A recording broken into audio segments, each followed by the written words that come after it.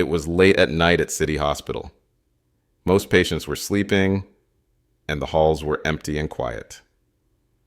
Dr. James Wilson was walking alone in the heart patient wing of the hospital. He was 45 years old and known as one of the best heart doctors in the city. All the other doctors and nurses looked up to him.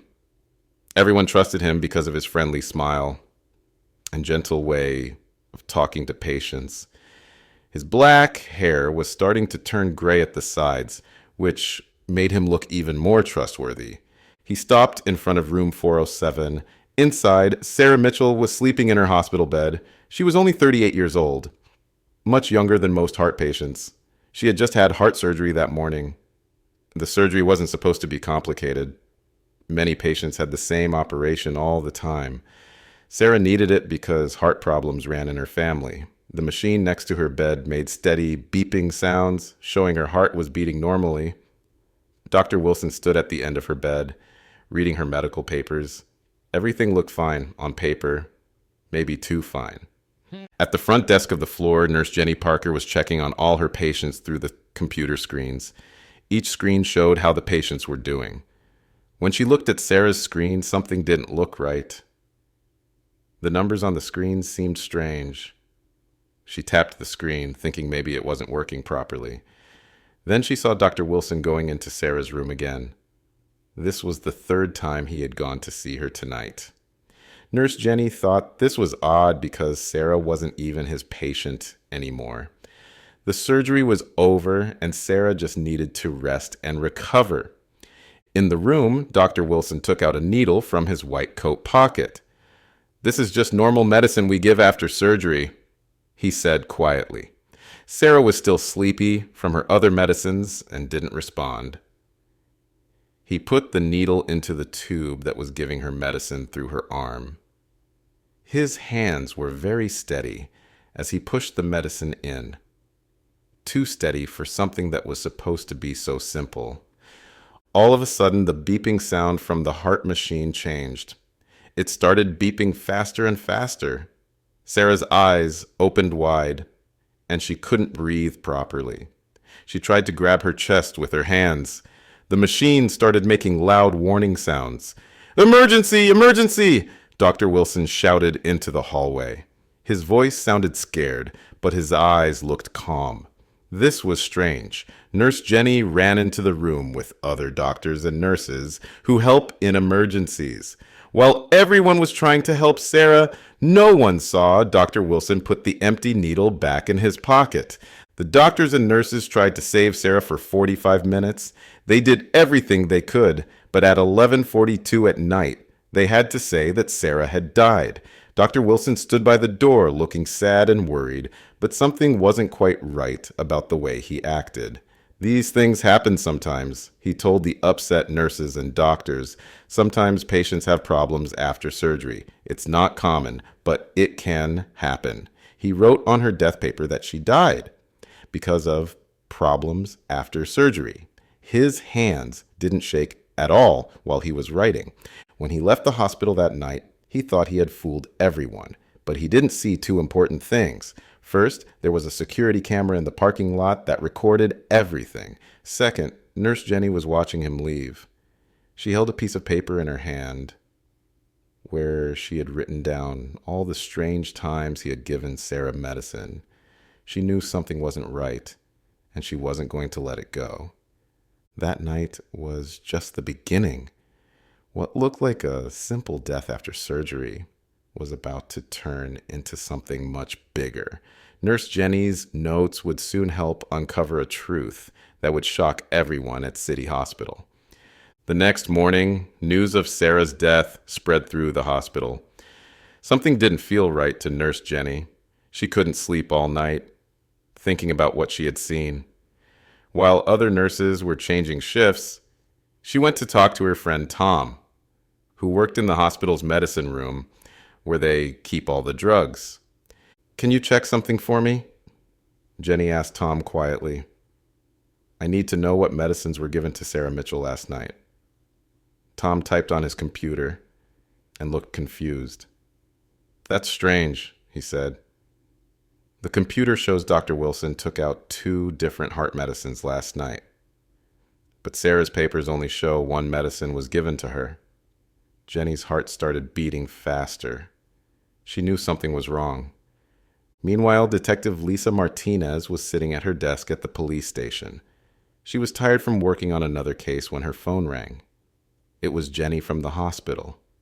Jenny's voice was shaking as she explained everything she saw last night.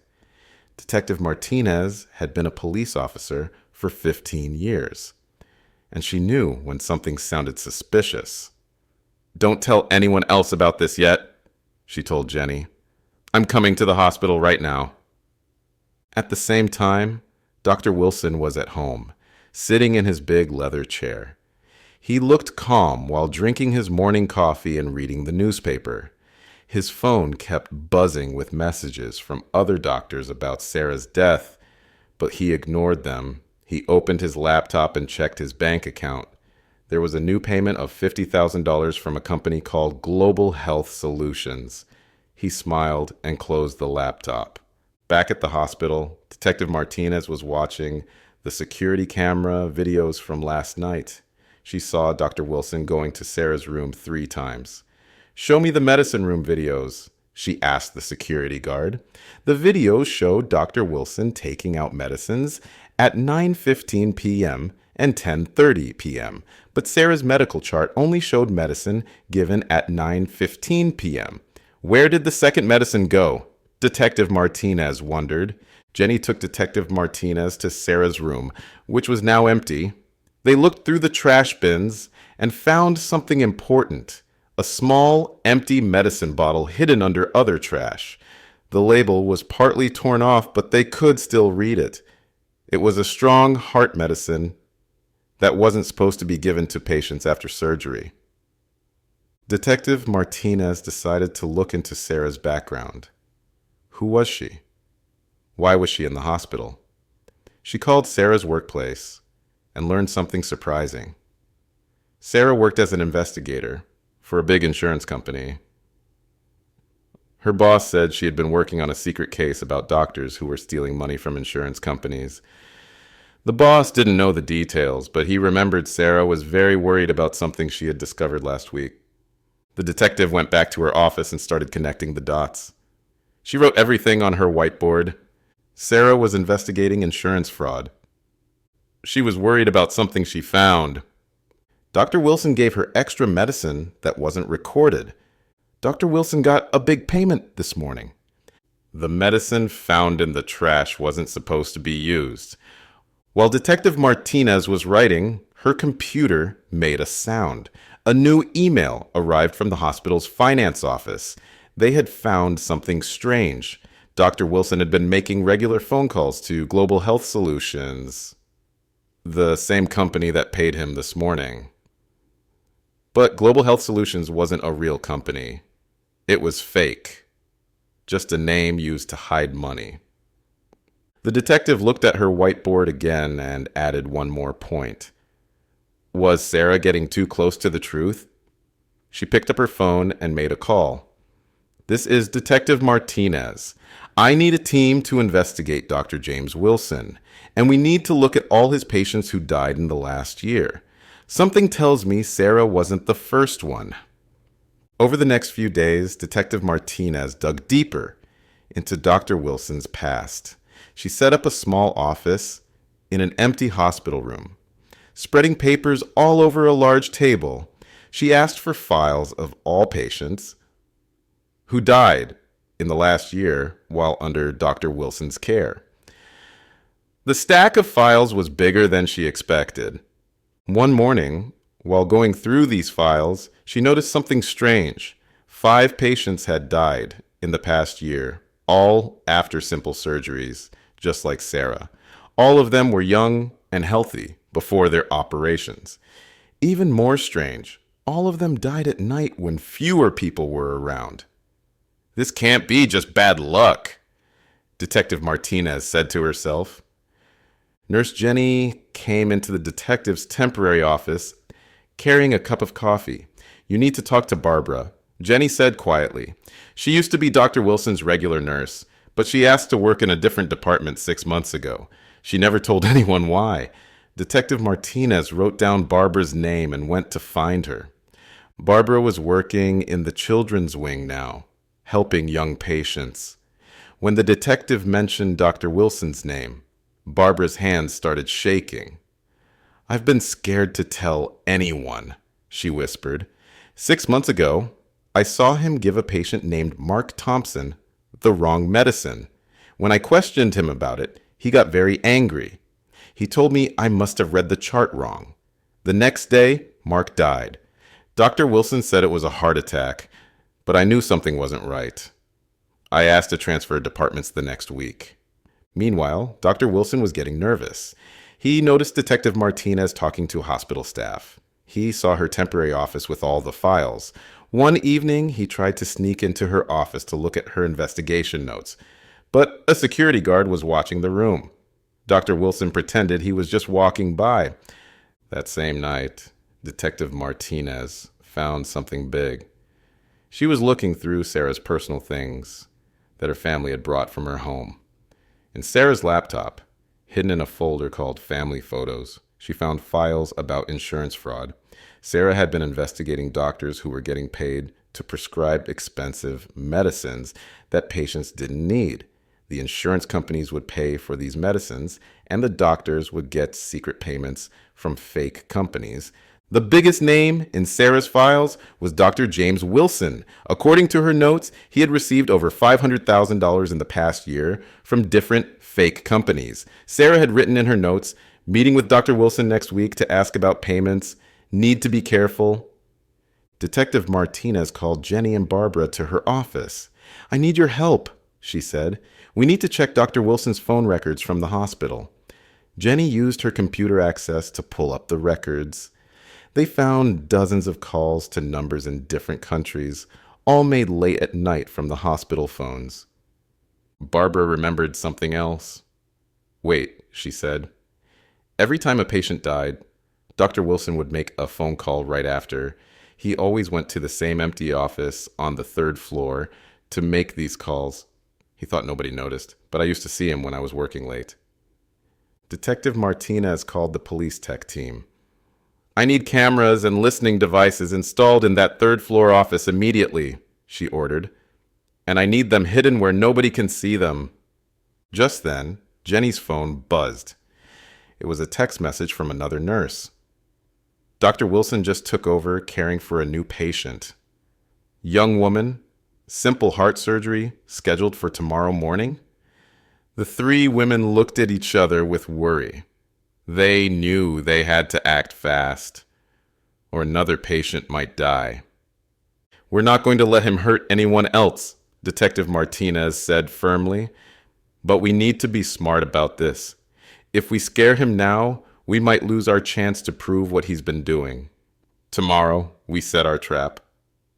What they didn't know was that Dr. Wilson was getting ready for his biggest payment yet. In his home office, he was looking at a message on his computer. "Take care of the new patient. Final payment will be $1,000. No mistakes this time." He deleted the message and smiled, not knowing that he was about to walk into a trap that would expose everything. The next morning was busy at City Hospital. Dr. Wilson's new patient, Amanda Chen, was getting ready for her surgery. But this time, things were different. The hospital room was secretly prepared. Tiny cameras were hidden in the corners. Special microphones were placed near the bed. Police officers dressed as hospital workers walked the halls. Detective Martinez watched everything from a hidden room across the hall. Amanda wasn't just any patient. She was actually a police officer working with Detective Martinez. She pretended to be sick, but she was perfectly healthy. They chose her because she looked similar to the other patients Dr. Wilson had killed. Young, healthy, and asking too many questions about hospital bills. Dr. Wilson came to check on Amanda before surgery. "Everything looks good," he said with his usual friendly smile. "Just a simple procedure, nothing to worry about." But when he left the room, he made a phone call from his cell phone. Thanks to the hidden microphones, Detective Martinez heard every word. Yes, she's similar to the Mitchell case. It will be done tonight.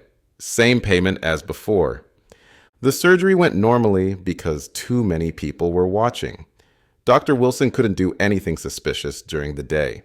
He had to wait until night, just like with his other victims. What he didn't know was that Detective Martinez had replaced all the medicines in the storage room with fake ones. They looked the same but had no real medicine inside. She wanted to catch him in the act. That evening, Nurse Jenny was pretending to work at her desk. She watched Dr. Wilson check the medicine room records on the computer. He was looking for the same strong heart medicine he had given Sarah. Jenny's hands were shaking, but she kept typing, acting like everything was normal. Barbara, now working with the police, was hidden in a supply closet near Amanda's room. She held a small radio to tell Detective Martinez about everything she saw. "He's coming down the hall," she whispered into the radio. "He has something in his pocket." At 10:30 p.m., Dr. Wilson entered Amanda's room. The cameras recorded everything. He took out a syringe filled with what he thought was the deadly medicine. Just as he was about to put it in Amanda's IV tube, Detective Martinez and 4 police officers burst into the room. "Dr. Wilson, stop right there!" she shouted. Dr. Wilson tried to hide the syringe, but it was too late. "This is just regular medicine," he said calmly. "I'm following normal procedures." But Detective Martinez pulled out a paper from her pocket. "We tested the medicine you took from the storage room. We know exactly what it is, and we heard your phone call this morning." Amanda sat up in her bed, no longer pretending to be sick. She pulled out her police badge from under her pillow. Dr. Wilson's face turned white. He tried to run, but 2 police officers blocked the door. Just then, Jenny ran into the room with her computer. "Detective, you need to see this," she said excitedly. She had found something in the hospital's computer system. Dr. Wilson had been changing patient records after they died, deleting information about the extra medicines he gave them. But Jenny, who was good with computers, had found the original records hidden in the system. Dr. Wilson's calm face finally cracked. "You don't understand," he said angrily. "Those insurance companies are making billions. They deserve to lose some money. And those patients, they were going to expose everything. They had to be stopped." Detective Martinez put handcuffs on Dr. Wilson. "6 people died because they discovered your secret," she said. "Sarah Mitchell was getting close to exposing your insurance fraud. Now, her research will help put you in jail." As they took Dr. Wilson away, other doctors and nurses came out of their hiding places. They had been watching everything. Many were crying. They couldn't believe that someone they had trusted for so long could do something so terrible. But the investigation wasn't over. Detective Martinez knew Dr. Wilson wasn't working alone. Someone was paying him to kill these patients. The next step would be finding out who was behind the fake companies and the millions of dollars in payments.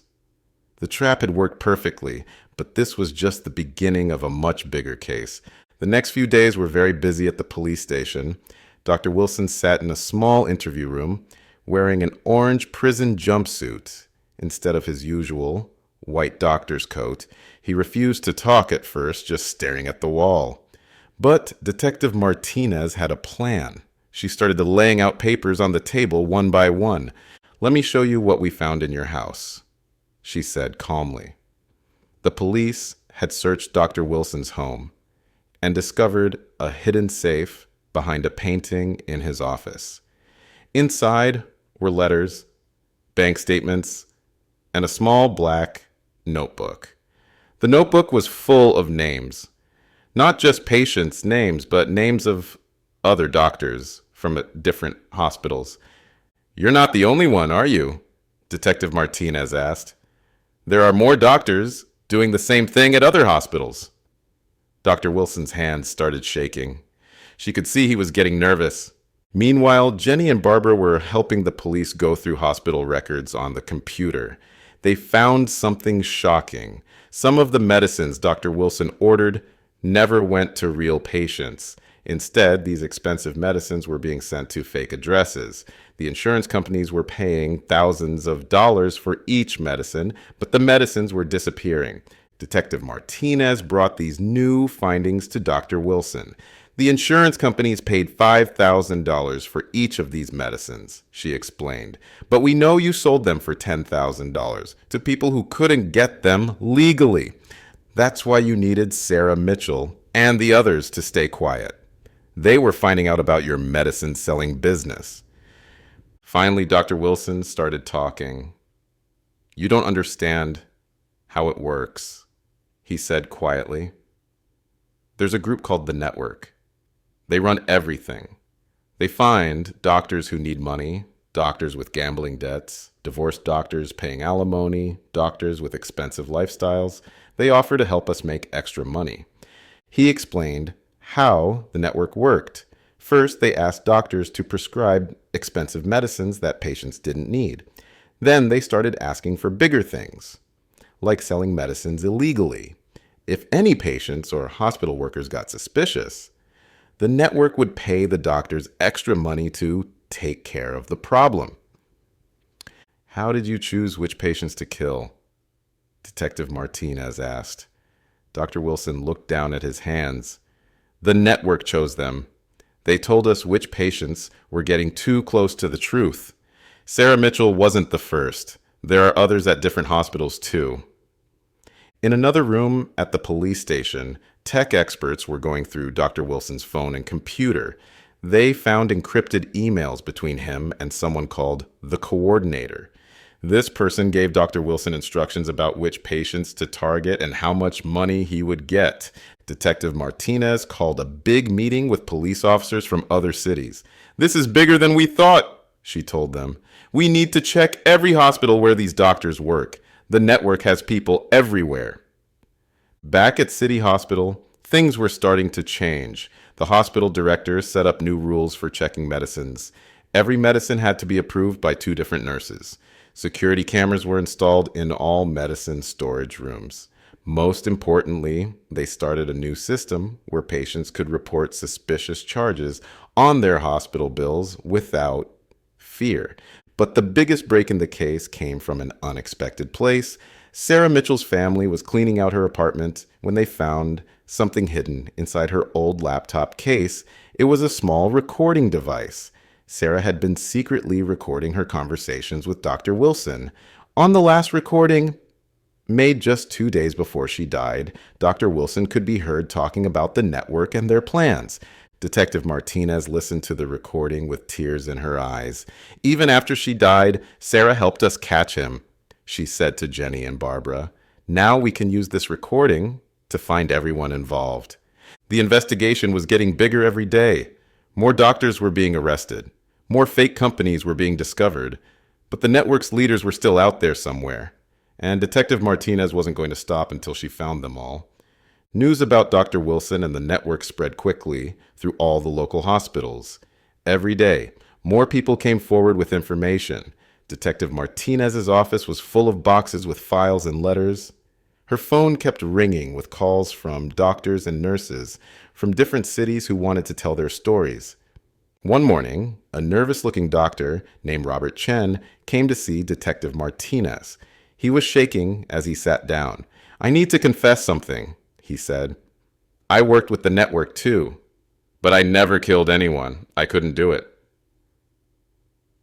When they asked me to hurt patients, I pretended to be sick and left my job. I've been hiding ever since." Dr. Chen told them about secret meetings that happened in a clothes factory outside the city. The network leaders would meet doctors there late at night.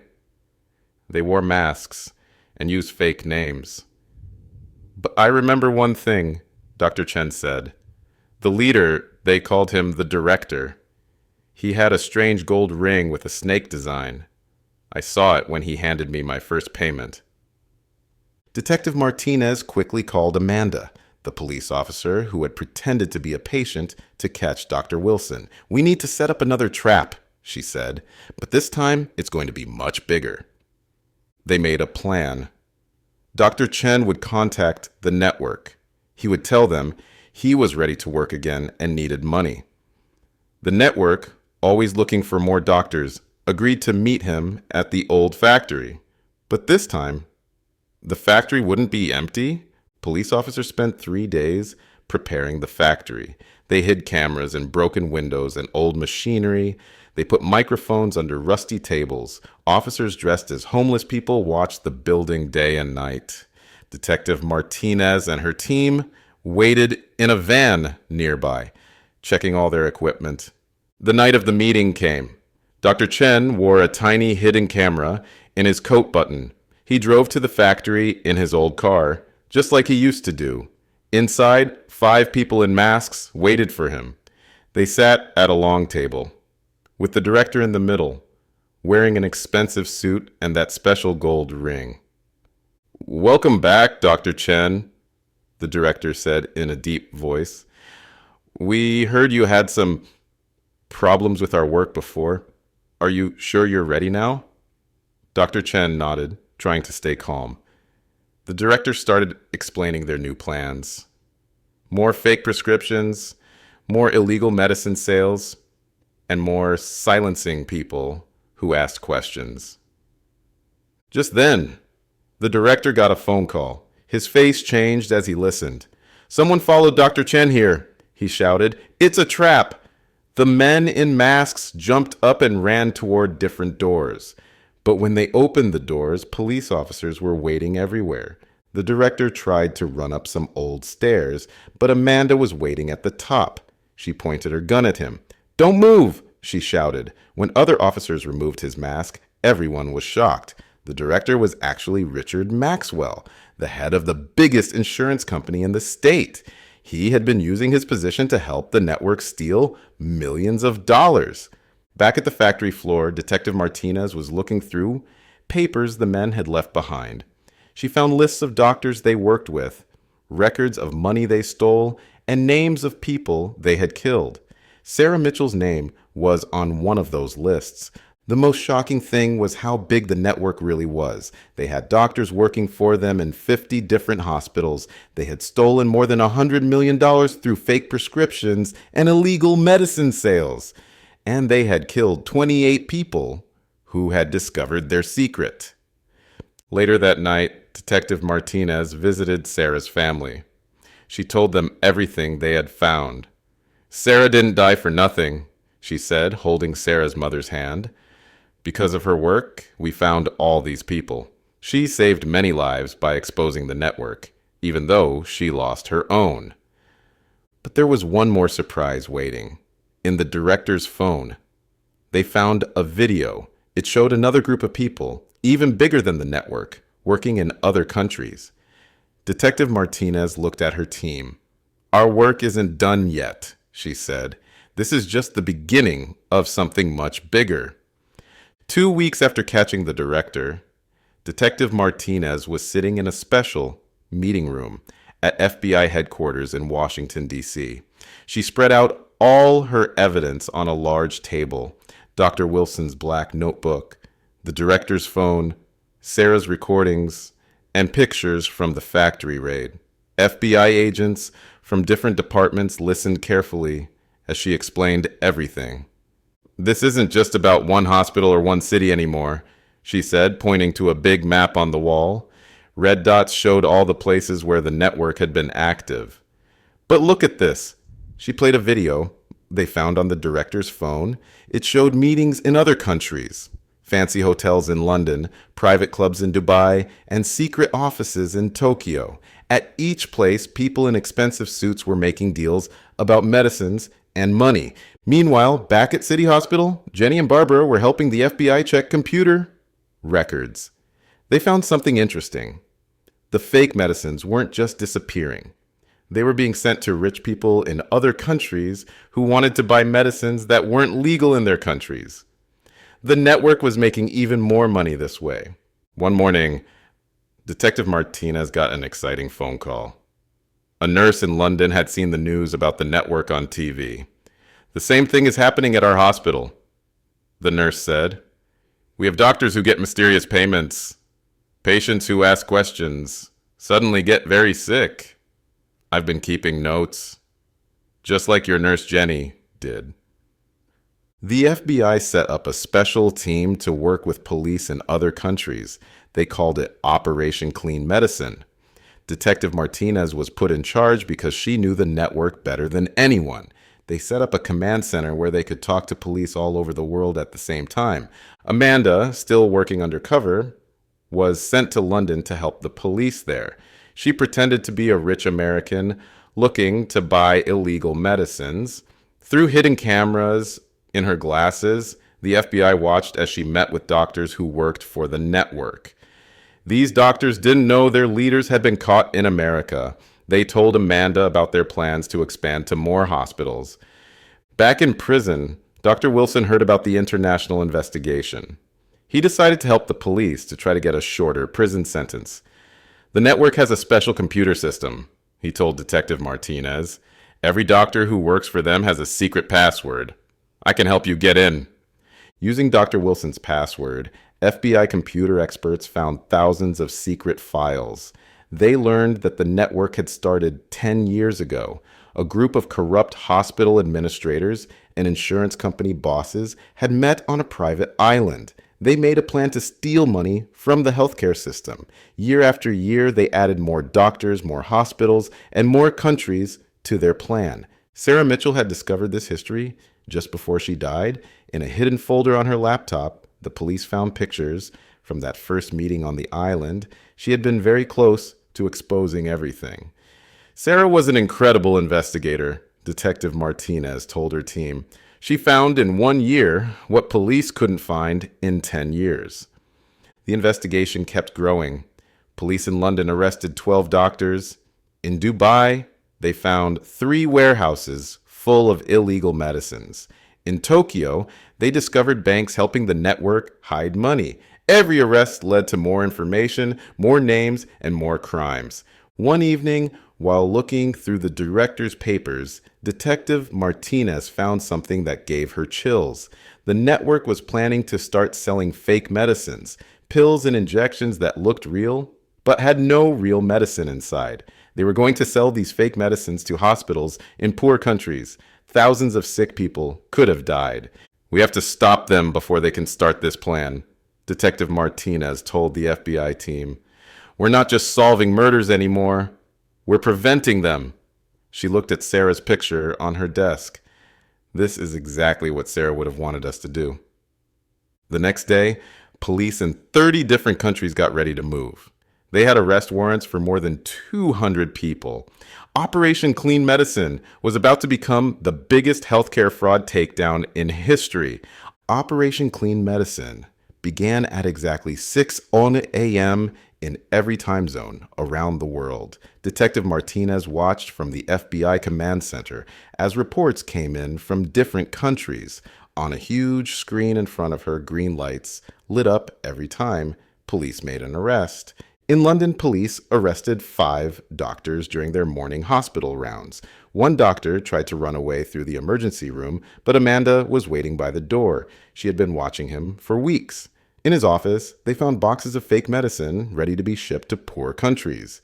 In Dubai, police raided a luxury hotel where network members were having a secret meeting. The men tried to throw their phones in the swimming pool to destroy evidence, but FBI computer experts had already copied all their information. They found plans to build a factory that would make fake medicines look real. Tokyo police found something even more important. In a small office building, they discovered the network's main computer system. It had records of every crime they had committed in the past 10 years. It showed they had stolen more than $500 million from hospitals and insurance companies.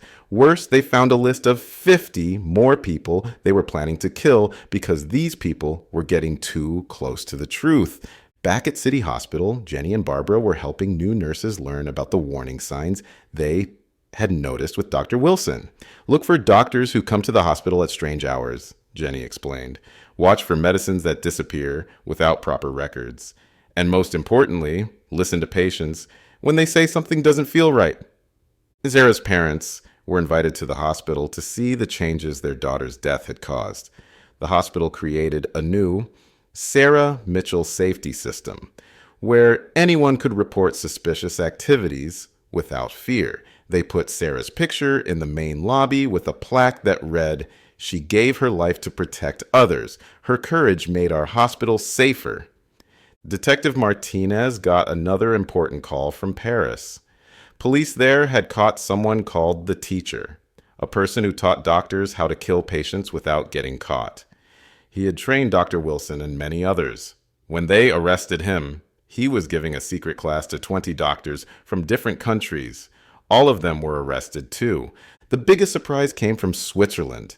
Police there found the network's money, billions of dollars hidden in secret bank accounts. The money came from selling illegal medicines, stealing from insurance companies, and helping bad doctors hurt their patients. The Swiss government promised to return the stolen money to hospitals and families of people who died.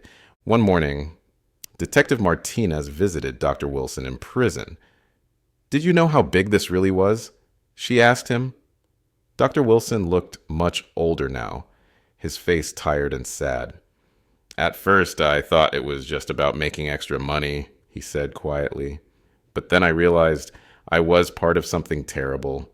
I think about Sarah Mitchell every day. She tried to stop us and I killed her for it." The news about Operation Clean Medicine was on TV all over the world. People were shocked to learn how many doctors had been part of the network.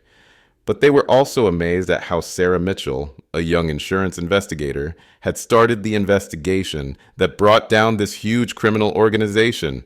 Back at the FBI Command Center, Detective Martinez put a final green pin on the big map. In just 1 week, police had arrested 238 people in 42 countries. They had found more than 100,000 boxes of fake medicine before they could be sold to sick people.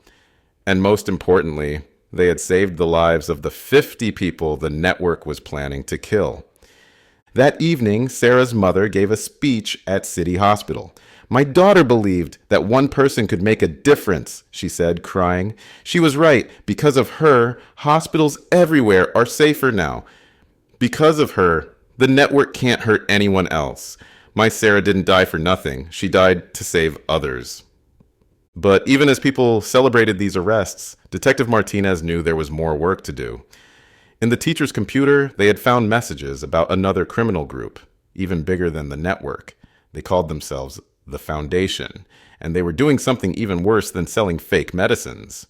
A month after Operation Clean Medicine, Detective Martinez couldn't sleep. The messages they found about the Foundation kept her awake at night. Early one morning, she went to her office and started reading through everything they knew about this mysterious new group. The Foundation was different from the network. While the network was about making money, the Foundation had a scarier goal. They were doing secret medical experiments on people without their knowledge. They would pay doctors to try new medicines on patients who didn't know they were being used as test subjects. Jenny called Detective Martinez with surprising news. While checking old hospital records, she found something strange. Some patients had been given medicines that weren't approved by any government.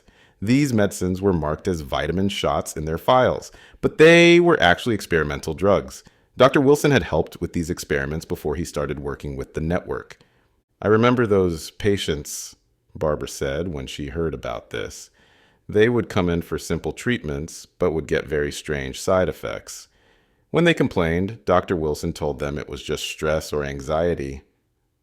Now, we know he was lying to them." Detective Martinez called an emergency meeting with the FBI team.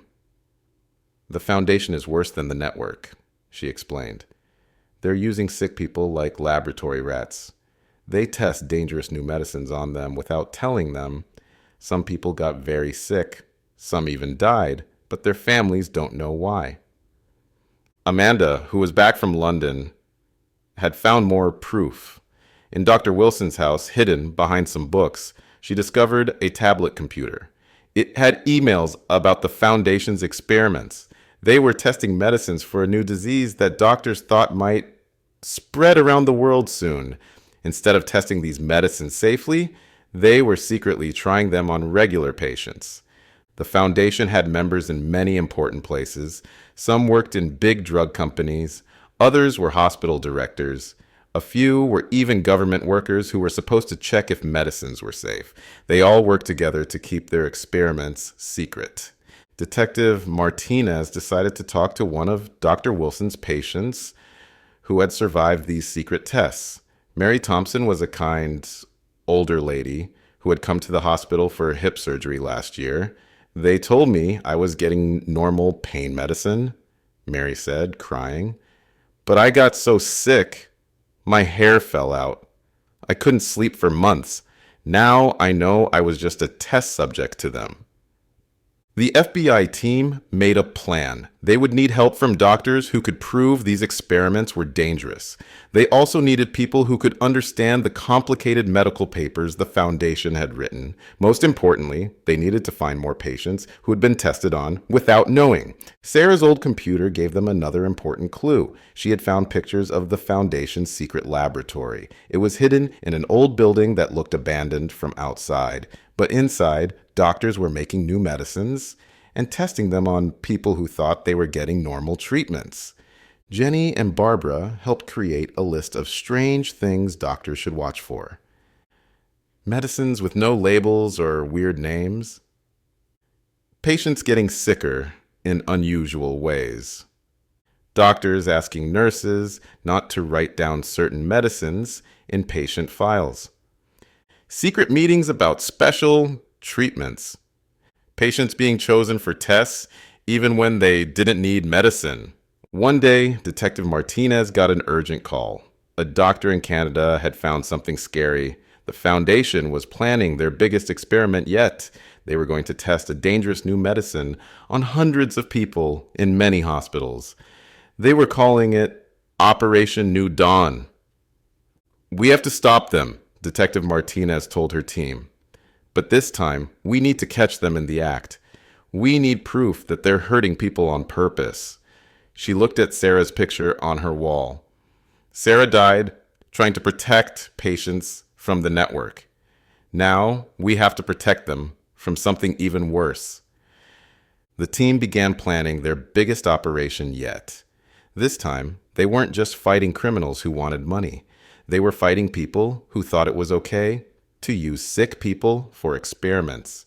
The Foundation had to be stopped before more innocent people got hurt. The day to stop the Foundation finally came. Detective Martinez gathered her team in a large room at FBI headquarters. On the walls were pictures of all the people they needed to save. "Operation New Dawn starts tomorrow," she told everyone. "We have one chance to stop them before they hurt hundreds of people." Jenny and Barbara had been teaching other nurses what to look for. They gave special phones to nurses in 50 different hospitals. If they saw anything strange, they could quickly send pictures and messages to the FBI team. Amanda was back in her patient disguise, admitted to the main hospital, where the Foundation did most of their experiments. Early that morning, just as the sun was rising, doctors connected to the Foundation arrived at hospitals all over the country. They carried briefcases full of their secret medicines. They didn't know that tiny cameras were watching their every move. Police officers dressed as hospital workers were everywhere, pretending to mop floors or deliver food. In the main hospital, Amanda pretended to be asleep in her bed. She watched through half-closed eyes as Dr. Peterson, one of the Foundation's top doctors, came into her room. He took out a syringe filled with clear liquid. "This is just a vitamin shot," he said, just like they had said to all their other victims. But before he could give Amanda the shot, Detective Martinez and her team rushed in. "Stop right there!" Detective Martinez shouted. "We know exactly what's in that syringe." Dr. Peterson tried to break the syringe to destroy the evidence, but Amanda jumped out of bed and grabbed his arm. When they tested the liquid later, they found it wasn't vitamins at all. It was a dangerous experimental medicine that could have killed people. At the same time, police were moving in at hospitals everywhere. They caught 23 doctors trying to give patients the secret medicines. In one hospital's basement, they found a hidden laboratory where the Foundation made their dangerous drugs. Files in the laboratory showed they had already tested medicines on more than 1,000 people without telling them. The biggest surprise came when they arrested Dr. Peterson. In his phone, they found videos of secret meetings with very important people, the heads of big drug companies, rich hospital owners, and even some government workers who were supposed to protect patients. All of them were part of the Foundation. "Why did you do this?" Detective Martinez asked one of the arrested doctors. "We were trying to find new medicines faster," the doctor said. "Testing medicines properly takes too long. We thought using real patients without telling them would save time." He didn't seem sorry at all for hurting people. Back at City Hospital, Sarah's parents came to see how everything ended. They cried when Detective Martinez told them how their daughter's work had helped stop not just the network, but the Foundation too. "Sarah knew something was wrong in our hospitals," her father said. "She gave her life to protect others, and now hundreds of people are safe because of her." Jenny and Barbara helped make a new system to keep patients safe. Every medicine had to be checked by 3 different people. Patients got special papers telling them exactly what medicines they were getting. Most importantly, anyone could check a special website to see if their medicine was real and safe. Detective Martinez gathered everyone in the hospital lobby. She stood next to Sarah's picture and spoke to reporters from all over the world. "Today, we didn't just stop criminals," she said. "We saved our hospitals. We made them safe again. Every patient can now trust that their doctors are really helping them, not using them for experiments." The story had one last happy ending. All the people who were secretly tested on by the Foundation got help. The government used money they found in the Foundation's bank accounts to pay for their medical care. Many of them came to thank Detective Martinez and her team. Late that night, Detective Martinez sat alone in her office. She looked at all the pictures on her wall, Dr. Wilson in handcuffs, the network's leaders being arrested, and the Foundation's secret laboratory being shut down. But her eyes stayed on Sarah's picture. "We did it, Sarah," she said quietly. "Your death started everything. Because of you, we found all the bad people. Because of you, patients everywhere are safer now." As she got ready to leave, her phone rang one last time. "Detective," a voice said, "we found something else in the Foundation's files. There's another group out there." Detective Martinez smiled. Her work wasn't over yet. There would always be more people to protect, more crimes to solve. But now they knew how to fight back, thanks to one brave young woman who dared to ask questions and find the truth.